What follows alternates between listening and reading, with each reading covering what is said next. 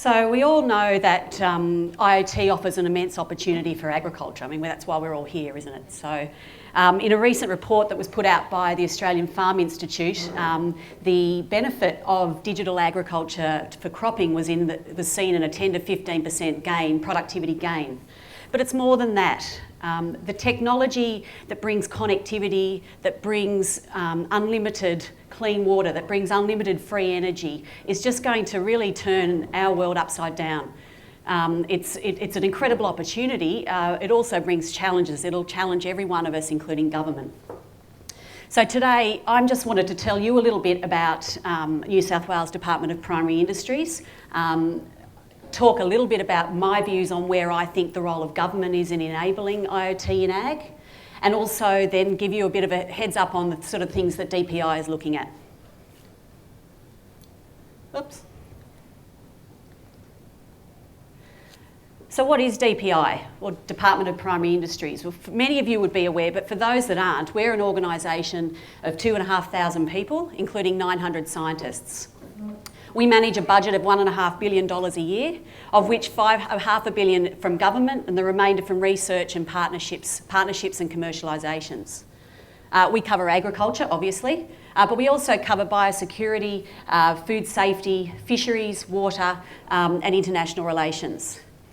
In terms of IoT, we invest in sensors and enabling technologies across a whole range of things, in sharks, fish, paddocks, pastures, crops, livestock, soil, and inland and coastal water.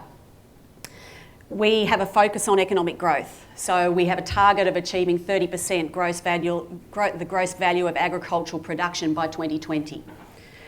Now, I'm sure all of you have got preconceived ideas of government. Am I right? Slow, cumbersome, non-responsive, difficult to deal with. I had all those sorts of impressions. I've been with DPI since January. But what if I was to tell you that DPI has established a dedicated innovation team, recruited completely from outside the public sector? I lead that team, and my team of 5 has been in place since March. And we have experience ranging from agribusiness through to fast-moving consumer goods, marketing, business development, international innovation expertise. What if I was to tell you that the whole remit of my team is to actually drive innovation in DPI, to help us develop policies more differently, to deliver innovation in the programs we undertake and also in the services we deliver. The whole focus of my team is getting DPI to think and act differently and to embrace change, all to achieve that 30% economic growth, and all to do that sustainably and while minimising risk. So what is the role of government? The question that I've posed to you today is, should we be leading? Should we enable, or really should we just get out of the way? In my view, I think it's a combination of the three. So I think government has a role to play in leading by example, for example, in making public data openly available, and also being innovative in the way it actually does its business. But for something like the development of AgTech solutions, that's something that's better suited for the commercial domain. Probably the biggest role that I see government has is in terms of IoT is as an enabler. So our role is about creating the environment that is conducive to allow others, like many of you here today, to be able to innovate, to develop those commercial solutions. And we can do that in a number of ways. I mean, first and foremost is that we need to make sure that the regulations and the policies that we have are innovation friendly. The public increasingly expects us to be agile and responsive. They expect us to be transparent. They expect us to be efficient in what we do. And so it's our responsibility to make sure that the regulations that we have stimulate and assist innovation rather than hinder it. And that's a big focus for the New South Wales government as a whole, and certainly for DPI. From a DPI perspective, my team's just in conjunction with others across the department, are working on undertaking some work on regulatory reform for innovation. So in the coming months, we will be reviewing some of the regulatory frameworks that we manage and making sure that they are fit for purpose, reviewing them in the context of disruptive innovations like IoT and making sure that they're fit for purpose. Another way that the government can act as an enabler and should act as an enabler, and it's a big one, is around data. You know, the impact of data is clear. There was a report done by PwC back in 2013 that estimated the impact of data-led innovation, data-driven innovation in agriculture, fisheries and forestry to be pegged at $1.1 billion. And so you can only assume that in the last 3 years that's increased since then. You know, open data is just critical to IoT. It's a given. And obviously that's a very big role of government, is making sure that we make data publicly available that in a format that's actually that's usable, that's consumable, and that's able to be integrated with other public and private sector data. Again, this is a big area of focus. There's a number of initiatives going on at the broader state level and as well within DPI. It's absolutely critical for us. We're in the very early stages of that. We are an incredibly data-intensive organisation. So the first step for us is really understanding exactly what data we have available and what data we can make publicly available, and then making it available to actually drive further analytics and insight and development of commercial solutions. Connectivity. It's key. It's absolutely key to the Internet of Things and the development of IoT in agriculture. Now, you know, there's obviously been advancements in connectivity through the NBN, but there's still a hell of a long way to go in terms of in-field connectivity. And you can have all the development of all AgTech solutions under the sun, but if we can't address this issue, the full potential of IoT just won't be realised.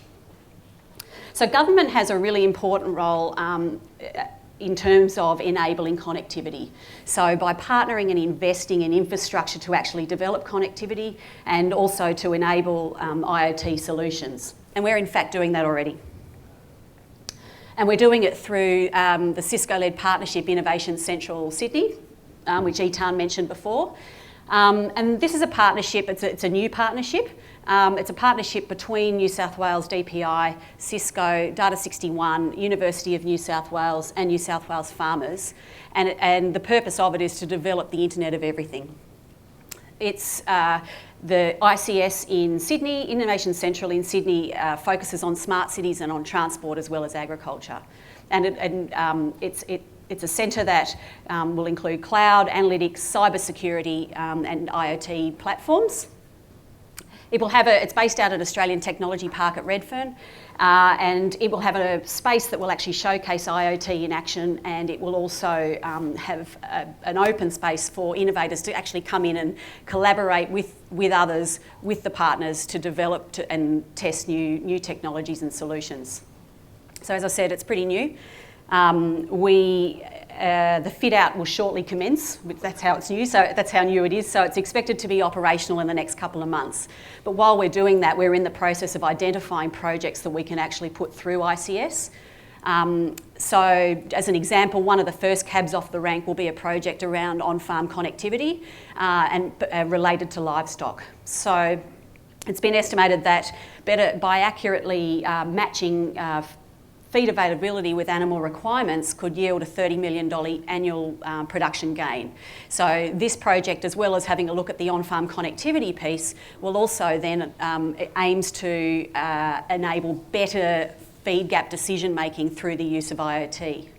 Other projects that we're looking at around real-time water monitoring and also around soil instrumentation and analytics. So expect to just see these projects come along as we go. So we've spoken about government as an enabler, but through data and regulations. We've spoken about enablement through support of infrastructure to support connectivity. The other area that I believe that the government has a role to play is actually through fostering new business by supporting capital investment into AgTech or into AgTech. We can do this in a couple of ways. We can do that through direct investment, through vehicles such as Jobs for New South Wales, which is a privately run initiative backed by New South Wales Government. It's got $190 million over 4 years, and it's designed to build business and ultimately jobs in New South Wales. The other way that government can actually enable those businesses, enable the commercial development of business, is through making sure that the data that's required for commercial solutions to develop is available. So just as an example, one of the things that we're interested in is around the commoditisation of risk. So, you know, if the IoT can allow you to actually digitise the landscape down to the square metre, you can then start to more accurately risk profile that land. Once you can start to risk profile that land, it then becomes a whole lot easier for farm financiers and insurers to price their products more appropriately. And we believe that that has a significant potential to deliver economic opportunity for agriculture. So for that reason, it's very much on our radar. I think that's about it from me. It's short and sweet. I hope that just gives you some kind of flavour of the areas that DPI is involved in and our commitment to IoT. It's certainly an exciting space, and I'd be happy to talk to you afterwards about some more detail about what we're involved in. Thank you.